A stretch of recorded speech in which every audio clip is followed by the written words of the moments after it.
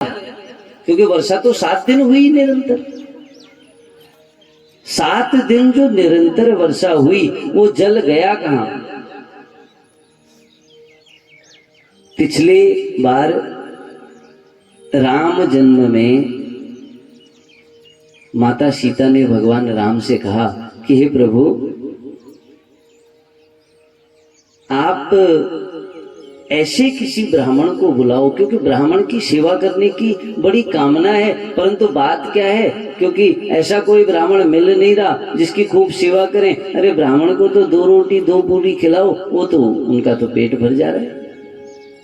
हम तो कोई ऐसा ब्राह्मण चाहते हैं जो थोड़ा भोजन भी करे।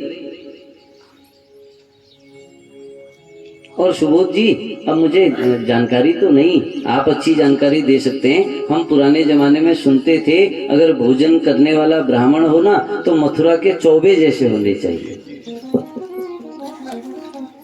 अब कितना सच हो महाराज वो तो आप जाने, परंतु हमने सुना है कि जजमान के घर ऐसा चक्र भोजन था कि खाट में घर छोड़ते थे। आज भी है। इतना भोजन हो जाता था कि अब तो चला भी नहीं जाएगा। जजमान ऐसा है, भोजन करा दिया, आप घर छोड़ के आओ, तो खाट में छोड़ कर आते थे। अब हमारे जैसे ब्राह्मण चले जाएं, 2 रोटी खाएं, उसके बाद नमस्कार। माता सीता ने भी सोचा प्रभु एक बार कोई ऐसा ब्राह्मण बुलाओ जो चक्र भोजन करे। प्रभु ने कहा कोई बात नहीं। अगस्त मुनि का ध्यान किया, ऋषिवर आइए, हमारी देवी ब्राह्मणों को भोजन कराना चाहती है और आज जरा ठीक ठाक भोजन करना। इन्होंने कहा महाराज कोई बात नहीं, भोजन जब आपका प्रभु आदेश है तो भोजन ठीक ठाक ही हो। आई, माता ने सुंदर आसन दिया, माता ने रसोई बनाई, सीता माता ने खूब व्यंजन बनाए, एक बड़ा सा थाल, उसमें खूब पूड़ियां, उसमें अनेक अनेक तरह के व्यंजन है। अब माता तो सोच रही है इतनी बड़ी थाल है, पंडित जी तो इसको खा नहीं पाएंगे। अगस्त ऋषि के आगे थाल रखा, ऋषिवर हंसने लगे। माता ने कहा ऋषिवर हंस क्यों रहे हो? ऋषिवर ने कहा मेरी समझ में ये नहीं आ रहा, इतना कम भोजन। अब मेरे को समझ में नहीं आ रहा कि मैं इससे बलि विश्वदेव करूं, वैश्वदेव करूं या क्या करूं। इतना भोजन तो जमीन, धरती माता इत्यादि को देने में लग जाएगा। माता ने सोचा आज पंडित जी ठीक ठाक मिले महाराज, खूब आनंद आए। कहा पंडित जी कोई बात नहीं, आप शुरू तो करिए, भोजन बन रहा है। अगस्त ऋषि ने भोजन शुरू किया।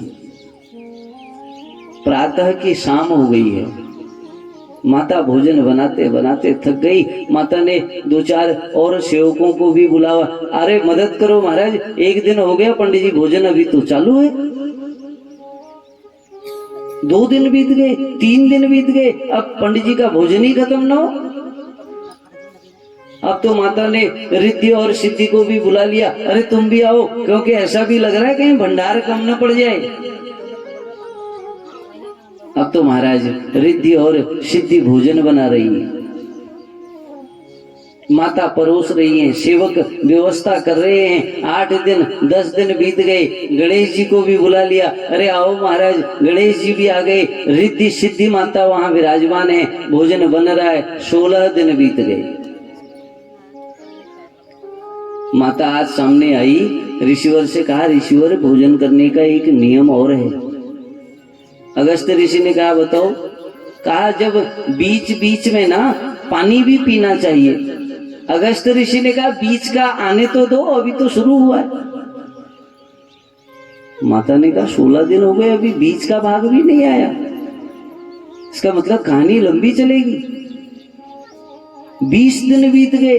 अब तो माता परेशान प्रभु श्री राम के चरणों में जाकर बोली पंडित जी लाए, वो तो पूरे धरती का खाना खत्म कर देंगे आज। भगवान ने कहा तुम्हारी तो श्रद्धा थी ब्राह्मणों में। माता ने कहा ऐसी श्रद्धा का भी क्या, श्रद्धा की तो उन्होंने टांग तोड़ कर रख दी। ऐसी भी कोई श्रद्धा करता है क्या?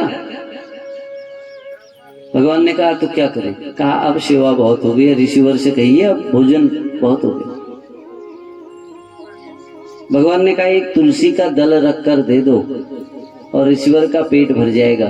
तुलसी दल लेकर गए, ऋषिवर ने उसको ग्रहण किया, खूब प्रसन्न हुए। कहा अब जल पिलाओ। माता ने कहा जल तो बिल्कुल नहीं, ऐसी गलती नहीं करेंगे, भोजन करा पूरे संसार का समाप्त कर दिया, जल पियोगे तो पूरे समुद्र को पी जाओगे। तो भगवान ने कहा देखो ऐसा है ऋषिवर, इस जन्म में इस युग में भोजन कराया है, अगले युग में जल पिलाएंगे आपको।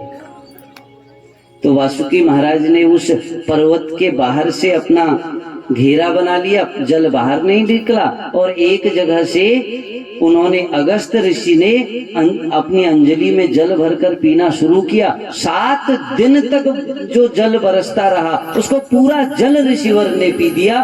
और लोग कहते हैं सनातन धर्म को खतरा है। हमारे एक ऋषि ने पूरा जल पी दिया और लोगों को लगता है कि शायद हम सनातन धर्म को समाप्त कर देंगे। ये हमारे ऋषियों की ताकत थी।